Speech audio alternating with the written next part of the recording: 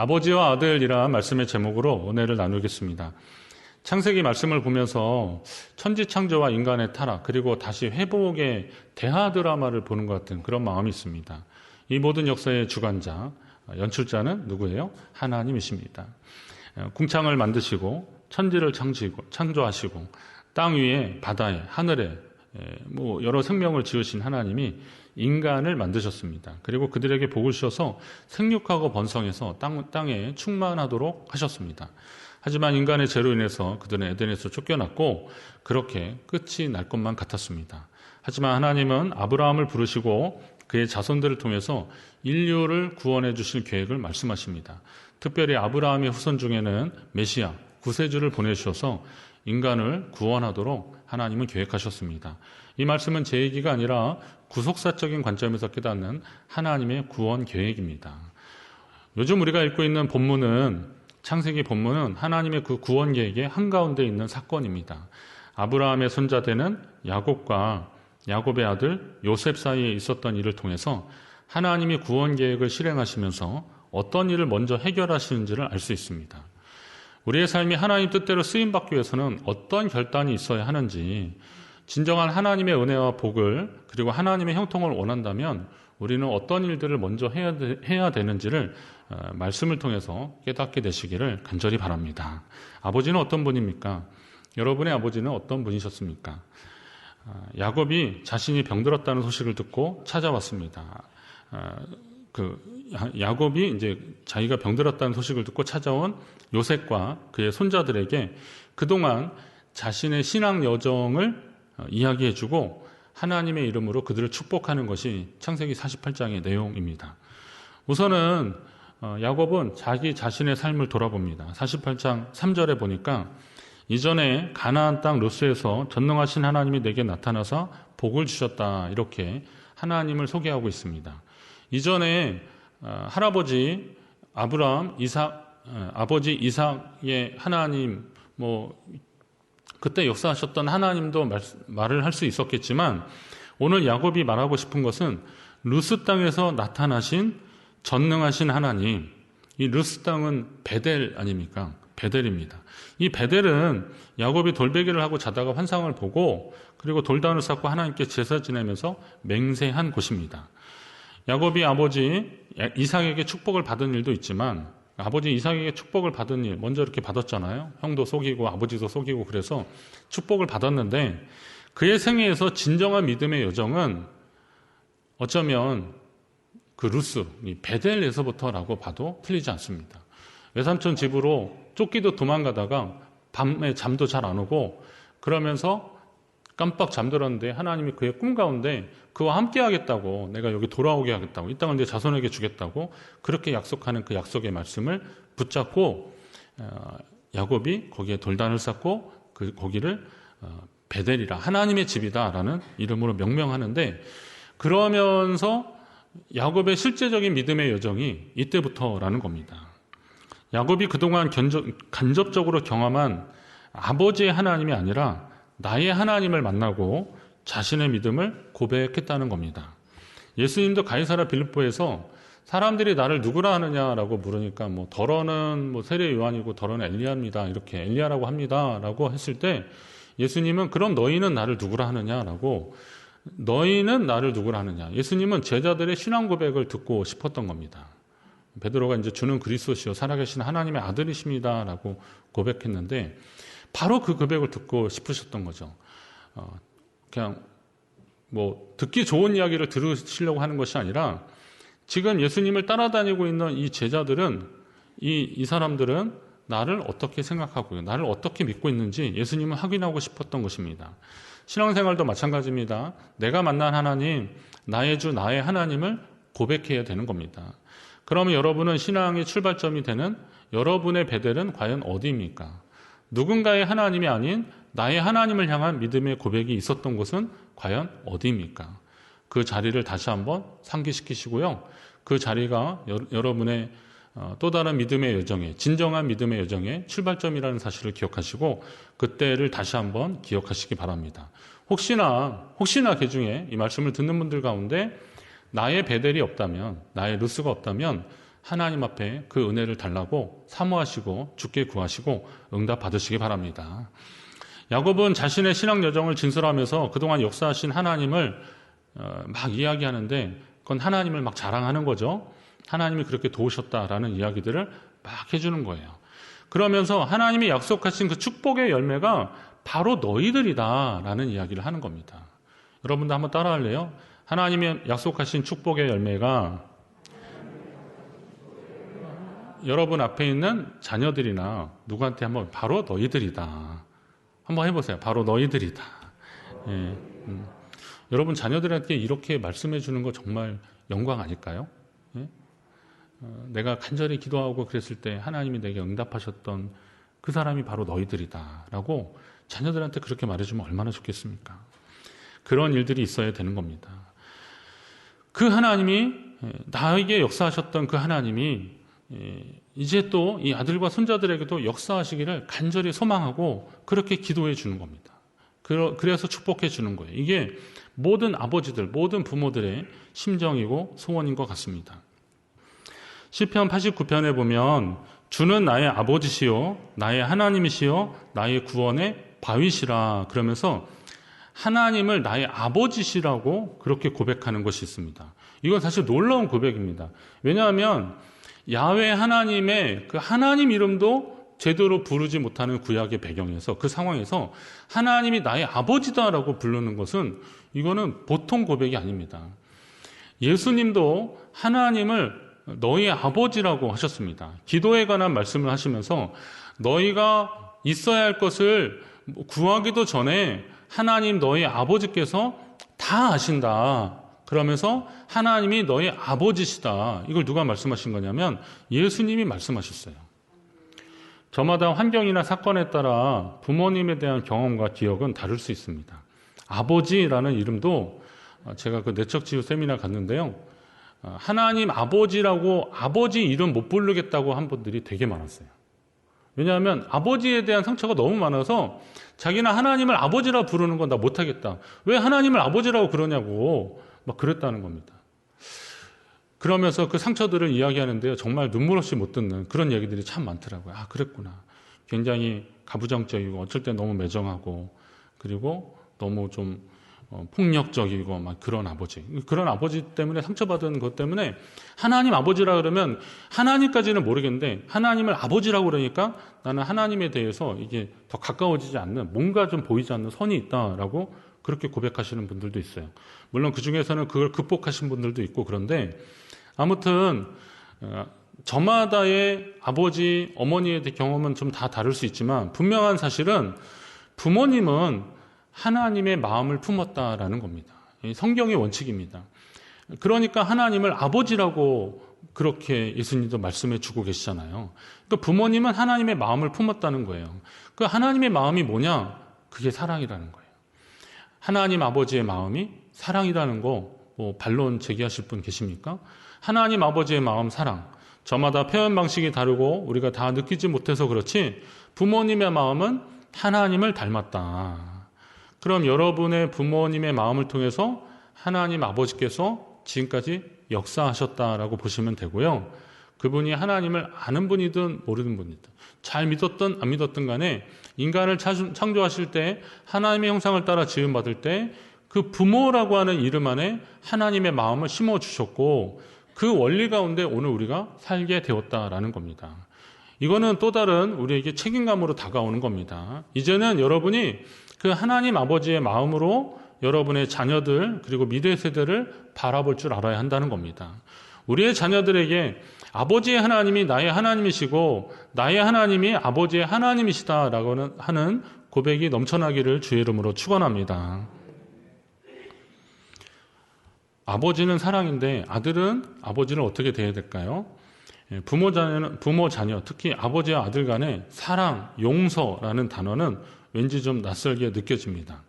어릴 적에는 하루에 12번씩도 사랑한다고 했을 텐데 나이가 들어서 자녀들이 좀 머리가 커지면 생존에 필요한 얘기만 하는 관계가 되는구나 이걸 느끼더라고요. 아버지도 그래요. 자녀들에게 아버지들이 이제 자녀들에게 하는 말들이 어떤 건가? 뭐 출가하고 그러면 뭐 또 그때는 뭐 이제 또 다른 얘기겠지만 자녀를 키우면서 자녀들에게 하는 이야기들이 어떤 것이 있을까? 약간 좀 이렇게 좀 과하게 말한다면 밥 먹었냐? 뭐 일찍 들어와라, 공부해라. 아버지들이 제일 많이 하는 얘기는 머리 깎아라.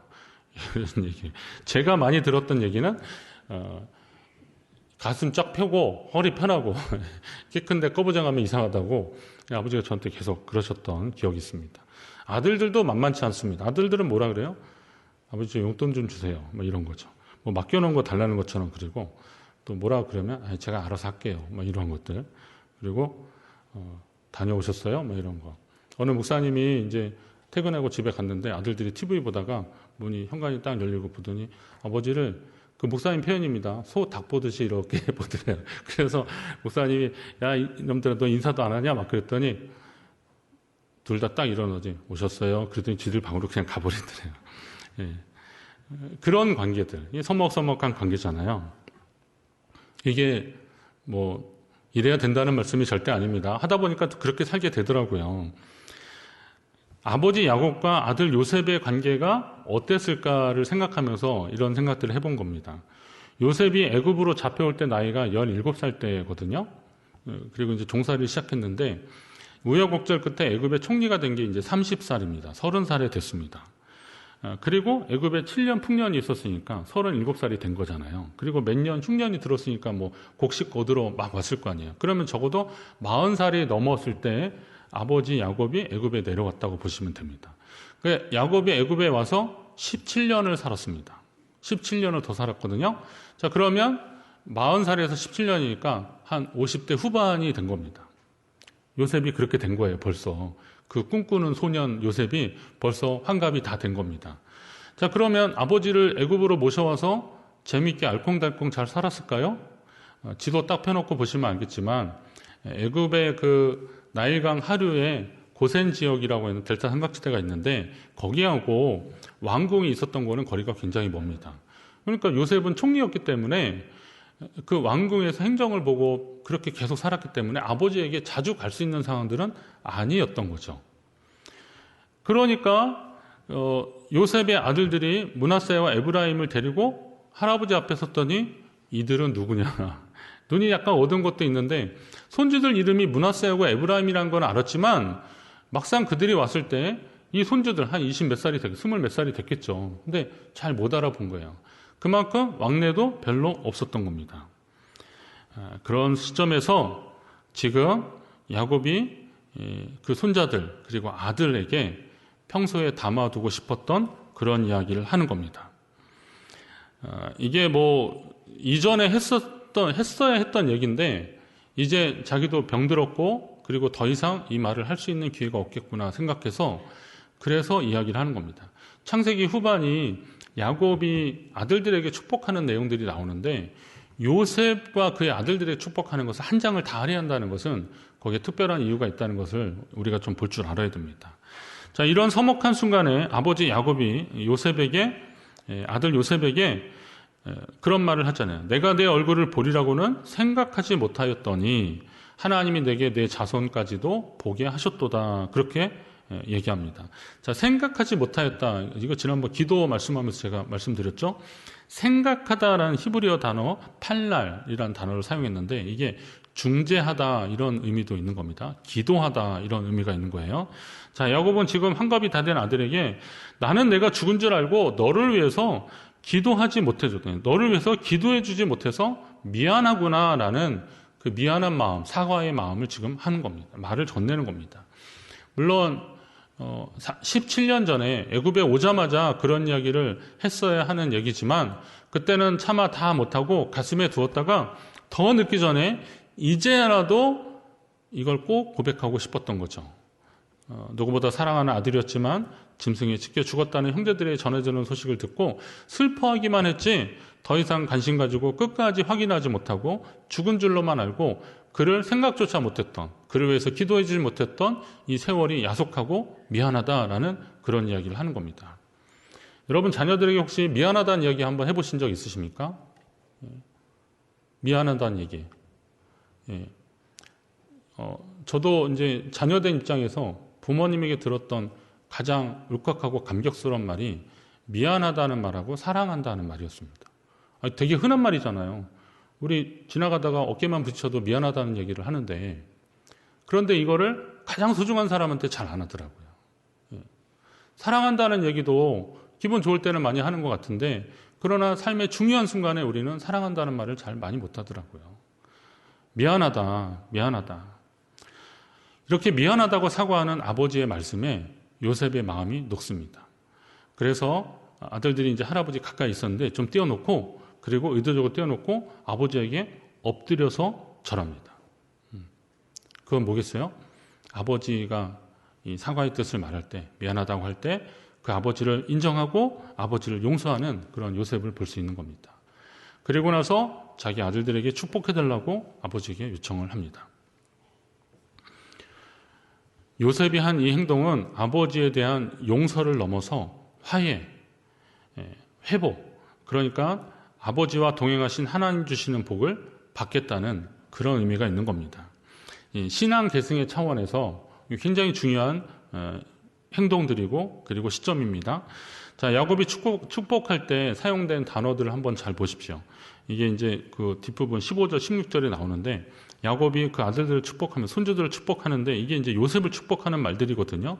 또 어떤 말을 하냐면, 내 조부 아브라함과 아버지 이삭이 섬기던 하나님, 나의 출생으로부터 지금까지 나를 기르신 하나님, 나를 모든 환난에서 건지신 여호와의 사자께서 이 아들에게 복을 주시고 이들로 내 이름과 내 조상 아브라함과 계속 나 계속 나옵니다.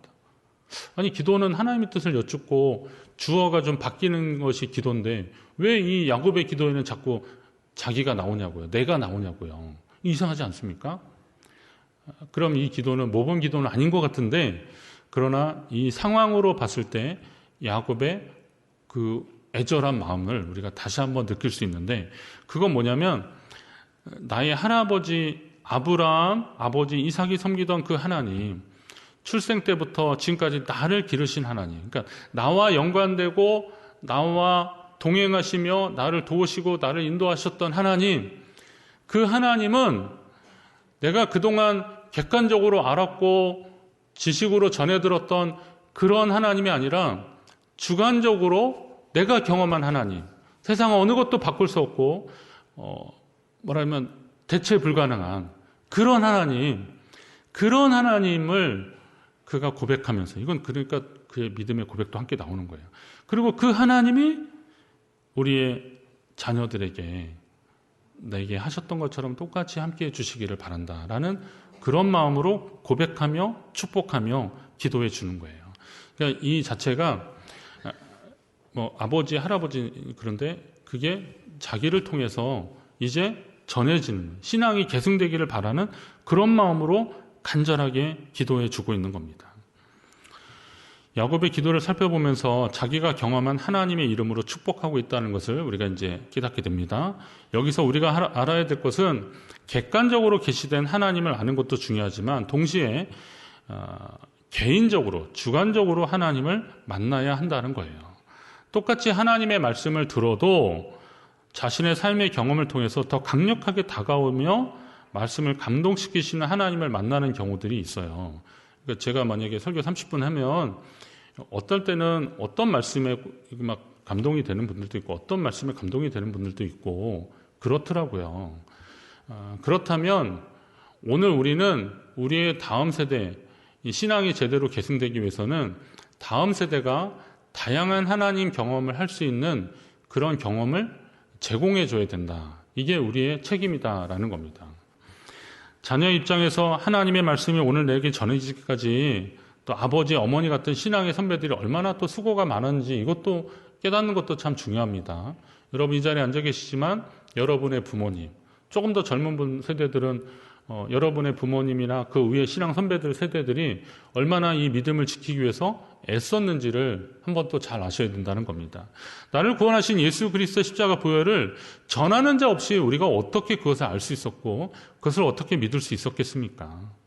박해의 시대는 순교의 각오로, 타락한 시대에는 말씀의 순수가 오염되지 않게 하도록 믿음을 지킨 분들이 있었기 때문에 그 복음이 우리에게까지 전해졌다는 사실입니다. 그러면 그 복음을 전해드는 우리로서는 정말 두렵고 떨림이 있어야 되는 거죠. 갖은 핍박에도 목숨 걸고 그리스도를 부인하지 않고 지켜난 그 신앙의 유산들이 오늘 우리의 손에 들려져 있는 것 아닙니까? 그렇다면 이 복음이 전해지도록 우리도 최선을 다해야 되는 겁니다. 출애굽기 성막 만드는 내용들, 하나님 지시하신 대로 만드는 것이 있는데, 이 성막이나 특별히 이제 제사장의 예복을 만들 때 그때의 특징은 두 재료들이 서로 이어지게 했다는 겁니다. 각기 다른 재료들이 서로 이어지게 했습니다. 제사장의 예복은 이 머리에서부터 이 발끝까지 다 뒤집어 쓰게 되는데, 그리고 그 위에 흉패를 붙이고 막 그러는데, 거기에 보석이나 이런 줄이나 이런 것들을 다 만들어서 이거를 다 이어가는 겁니다. 그래야 온전한 예복이 되는 거죠. 그런 겁니다. 아무리 화려해도 이게 이어지지 않으면 소용이 없는 겁니다. 아무리 견고해도 이거를 서로 받쳐주지 않으면 소용이 없는 거죠. 이어져야 이게 제대로 된 에봇을 만들 수 있는 겁니다. 신앙도 마찬가지입니다. 혼자 하려면 힘든 겁니다. 아무리 대단해도 혼자 하면 힘든 겁니다. 그러나 우리가 같이 하려고 노력을 해야 되는 거죠. 좌우로 한번 이어져야 되는 거고요. 그리고 상하, 이 상하 개념은 이런 겁니다. 하나님과 우리의 관계가 상하 관계이기도 하지만 또 이 신앙의 계승 차원에서 보면 이걸 이제 상하 관계로 볼 때 이 좌우와 상하가 잘 이어져야 온전한 신앙 회복이 이루어질 수 있다는 사실입니다. 우리 교회 안에, 여러분의 가정 안에 이런 역사가 있기를 간절히 바랍니다. 교회는 그동안 성도를 모으는 데 힘쓰느라 이 부분을 좀 소홀히 여겼습니다. 총동원주의를 통해서 그날 몇 명이 교회에 출석했냐, 이거를 막 굉장히 자랑하고 광고하고 홍보하고 막 그랬습니다. 이미 제가 학생 때도 서울의 어느 교회가 10,000명 전도 축제 막 하면서 이거를 한 몇 달 전부터 계속 하고 있더라고요. 그런데 무슨 10,000명 전도 축제 그 스티커를요, 학교 게시판에다 다 붙여놨어요. 그래서 그 교회 다니는 친구들한테, 야, 이건 너네 동네에다 붙이지, 학교에서 그러면 여기 있는 애들이 다 글로 가라는 거야. 뭐야, 이건 뭐야. 그랬더니 결국은 자기네 교회가 이런 거 한다라는 걸 이제 막 홍보하고 그러는 거죠. 근데 그러고 나서 그 행사 끝난 다음에 이제 그 교회 친구한테 물어봤어요. 어떻게 됐냐? 그랬더니 그날 예배를 한 10몇 번을 드렸대요. 예. 그래서 결국 이제 10,000명은 되긴 된 것 같아요. 근데 문제는 그 다음 주 그러면서 어떻게 되는지 말씀 안 해도 아시겠죠. 그렇게 됐다는 거예요.